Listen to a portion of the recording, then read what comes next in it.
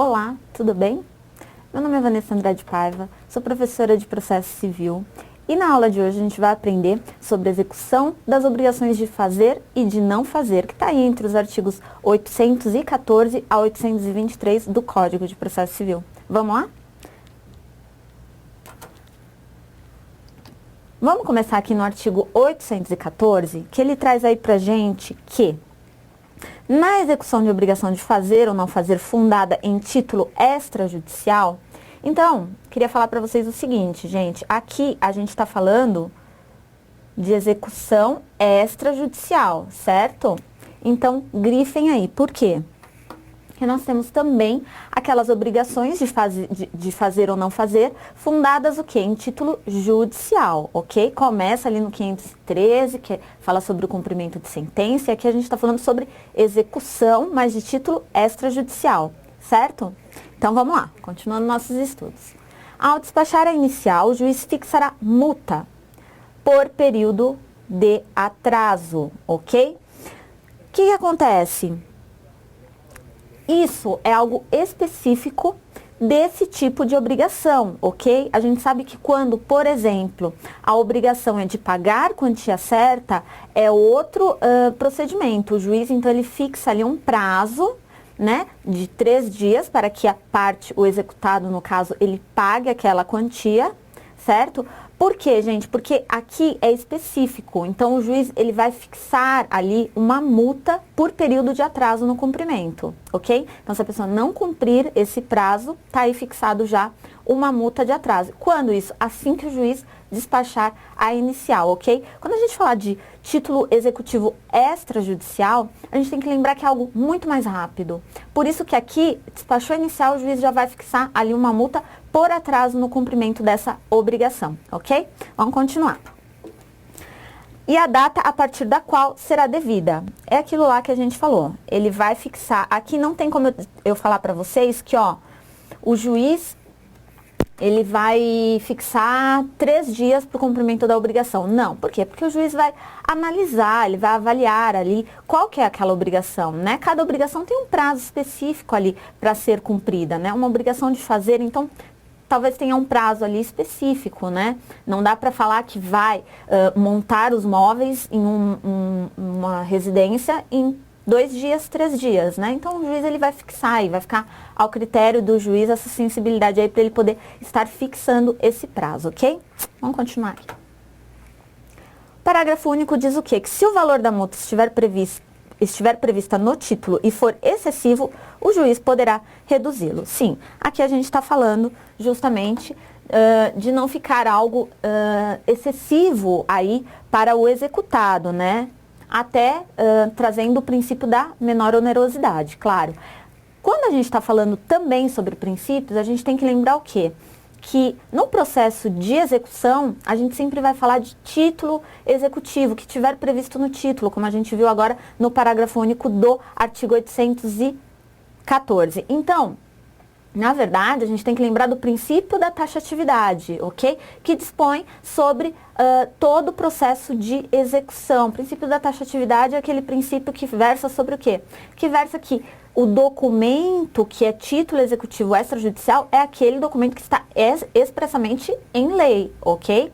Então, todos aqueles documentos que estão em lei. Hoje o cheque é um título executivo extrajudicial, mas se a lei deixar esse conceito do cheque de que ele é um título executivo extrajudicial, amanhã ele não será mais considerado. Por quê? Porque o princípio da taxatividade impõe que o documento considerado título executivo extrajudicial, que tem aquela força executiva, é os que estão expressamente indicados em lei, ok? Então, vamos continuar. 784, inclusive, fala aí sobre os títulos executivos extrajudiciais. Pessoal, aqui o 815 ele traz pra gente o quê? Quando o objeto da execução for obrigação de fazer, o executado será citado para satisfazê-la no prazo que o juiz lhe designar, se outro não estiver determinado no título executivo, ok? Então, aqui, ó, é o prazo que o juiz designar, é aquilo que eu falei pra vocês no 814, não tem como prever aí um prazo, se outro não estiver determinado no título. Por quê, gente? Porque esse título, ele faz força entre as partes, né? Então, se tiver ali determinado um prazo X para satisfazer essa obrigação de fazer, então, esse prazo tem que ser observado pelo juiz, ok? Porque está tudo ali. Essa força executiva concedida aos títulos executivos extrajudiciais, ela dispõe justamente sobre isso, né? Ela tem essa vantagem, além de ser algo muito mais rápido do que um processo de conhecimento, né? Para obter um título judicial, na verdade, a gente já está ali naquela fase final, a gente já está ali naquela fase da sentença, se a gente for comparar um processo de conhecimento, ok? Mas vamos continuar aqui. Porque o 816, ele traz para a gente o seguinte: se o executado não satisfizer a obrigação no prazo designado, é lícito ao exequente, nos próprios autos do processo, requerer a satisfação da obrigação às custas do executado, ou perdas e danos. Aqui, gente, a gente está falando de ou perdas e danos. Por quê que eu estou passando isso daqui para vocês? Porque na verdade, quando a gente tem aí um processo de execução, uma obrigação de fazer, a gente tem que, o exequente, ele não quer a substituição da prestação por valor em dinheiro. Não é isso que ele quer. Então, ele não substitui essa obrigação de fazer por um valor em dinheiro. Isso não seria nem a proposta ali do processo de execução. Na verdade, ele está executando aquele contrato, aquele título que tem essa força executiva que obriga a outra parte a cumprir essa obrigação, justamente porque ele quer essa obrigação cumprida, aquela obrigação que foi acordada ali entre ele e o executado, ok? Só que se o executado não a cumprir, é lícito ao exequente requerer o quê? Perdas e danos. E esse valor em perdas e danos, ele vai ser apurado em liquidação de sentença, sem problema nenhum, em uma fase de liquidação aqui, na verdade. Só que a gente tem que ter em mente que é sempre ou. Por quê? Porque a satisfação da obrigação é o que está regendo aqui esse processo de execução, ok? Não é que ele quer converter essa obrigação num valor em espécie. Na verdade, quer-se que a obrigação seja satisfeita.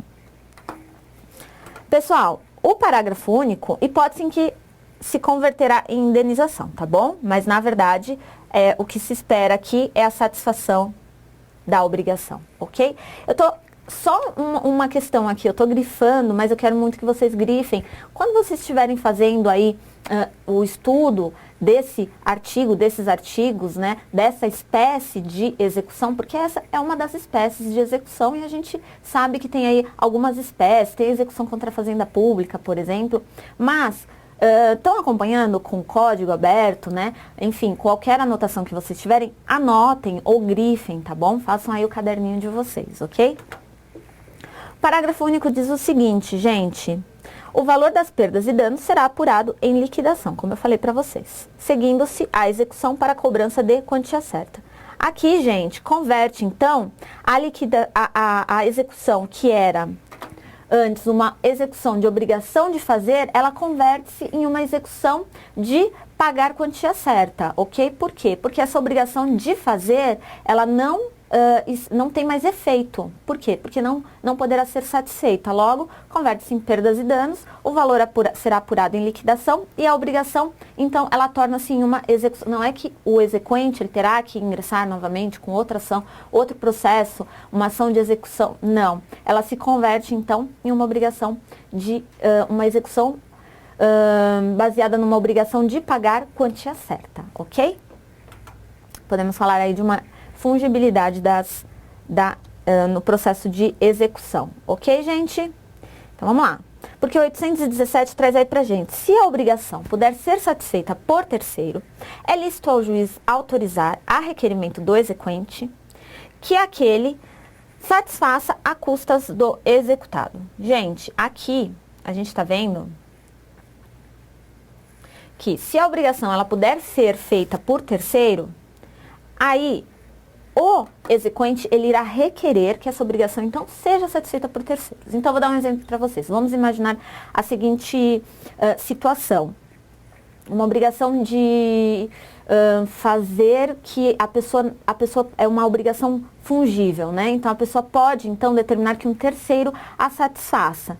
Se essa obrigação, claro, a gente não está falando aqui de uma obrigação de um artista ir lá e executar um serviço de pintura numa parede do meu escritório. Não é isso. A gente está falando de uma obrigação que pode ser satisfeita por outra pessoa. Então, eu contratei uma empresa de pintura. Só que eu não contratei um pintor específico. Eu contratei uma empresa, né, de pintura. Essa empresa não está conseguindo, então, satisfazer a obrigação. Eu posso contratar, então, um terceiro, uma outra empresa, né, de pintura às custas dessa primeira empresa, que é o executado nessa relação aqui que a gente está baseando aqui nessa situação, ok? Então, é mais ou menos isso. Só que quem vai pagar vai ser o executado, certo? É isso que quer dizer aí esse artigo. E o parágrafo único está dizendo o quê? Que o exequente adiantará as quantias previstas na proposta, que, ouvidas as partes, o juiz houver aprovado. Certinho? Continuando aqui, então, os nossos estudos, a gente vai pro artigo 818. Vamos ver o que o 818 traz pra gente. Realizada a prestação, o juiz ouvirá as partes no prazo de 10 dias. Tem prazo, gente. Vamos anotar, vamos grifar, vamos deixar bem especificado. E não havendo impugnação, considerará satisfeita a obrigação. Então, uma vez realizada essa prestação, o juiz ele vai ouvir essas partes em 10 dias. E se não houver impugnação, ele considera satisfeita essa obrigação. Caso haja aí a impugnação, o juiz ele vai decidir, é o que diz o parágrafo único do artigo 818, ok?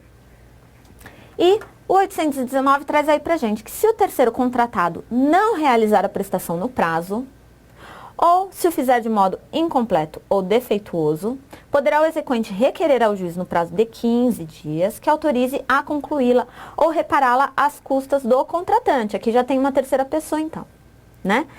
Parágrafo único. Ouvido o contratante no prazo de 15 dias, o juiz mandará avaliar os custos das despesas necessárias e o condenará a pagá-lo, ok?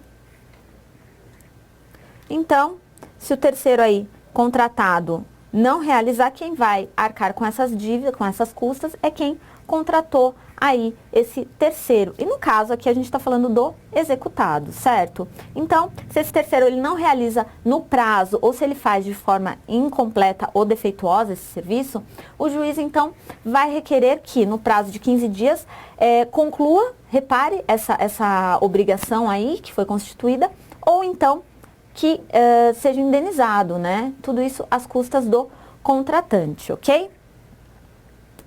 Vamos continuar aqui, gente. 820, vamos ver o que ele traz pra gente. Se o exequente quiser executar ou mandar executar sob sua direção e vigilância as obras e os trabalhos necessários à realização da prestação, terá preferência, aqui a gente está falando do exequente, tá, gente?